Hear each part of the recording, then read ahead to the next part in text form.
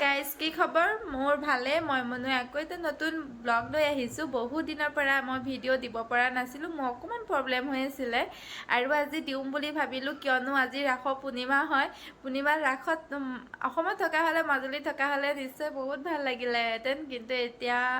বাহিৰত আছোঁ কি কৰিম হ'লেও ইয়াতে আমি আয়োজন কৰিছোঁ নাম এষাৰ পতা হৈছে ৰাস পূৰ্ণিমা বুলি ইয়াতো ৰাস হৈ আছে হ'ব মই আপোনালোকক সকলোখিনি দেখাম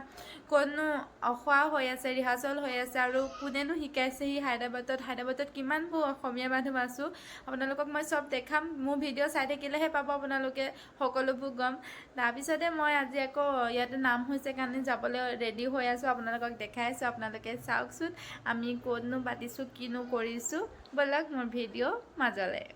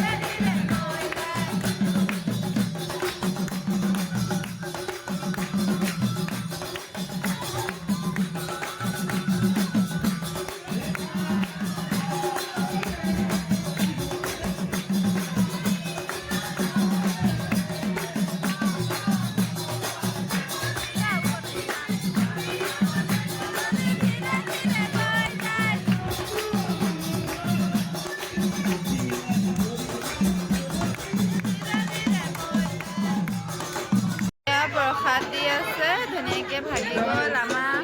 হা মই ল'লোঁ মোক দিলে